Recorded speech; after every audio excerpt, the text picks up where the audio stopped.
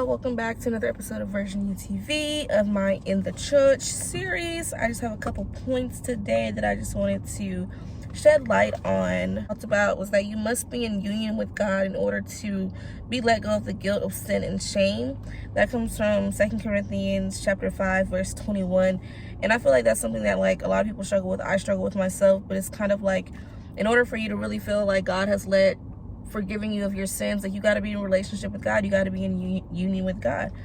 So that was a point that I liked. We also just got to remember that like anything that happens in our life that's good, it isn't because like of us. Like whatever was planned for your life, God knew it before you even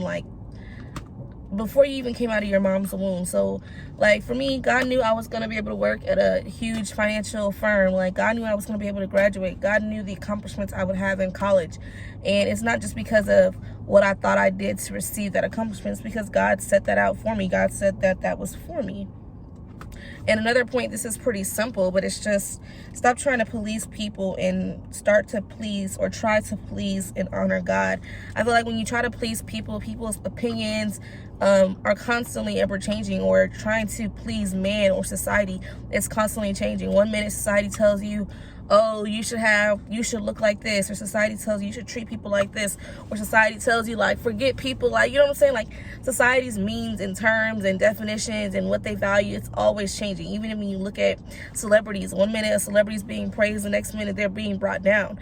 The only thing that is like constant is God's values and beliefs. So you should be trying to please someone who is not going to change, who has set the standard, who has grounded the foundation and is not changing or evolving to benefit them.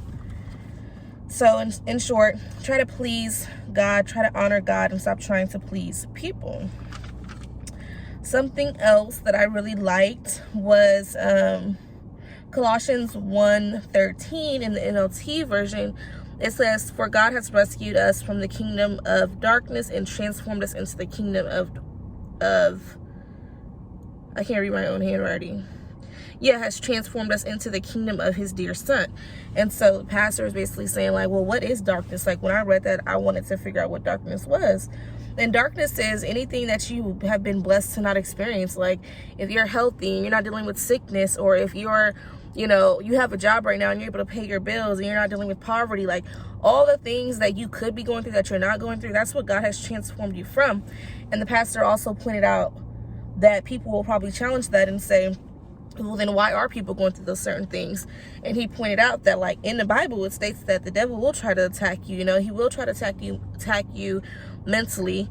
But the Bible also says that you will have the endurance and patience you need, from Colossians 1:11. So although like the devil may attack you, he may get you, when you're in union with God and you have read the written word, you know that whatever the devil has tried to attack you with or is attacking you with, you can get through it. And also what I got out of that is that God has already given us what we need to get through everything. Whatever you're going through right now, God has given you what you need to get through it. Even if it feels like you physically can't do it, like God has given you what you need to be able to do it. So yeah, those were like the main points I got from today. Short and sweet. I wrote a lot of notes, but I like to share with y'all like the big main stuff that I get from it, and that's what I got from it today. So y'all continue to go out and be the best version of yourselves, and I hope you have a great week.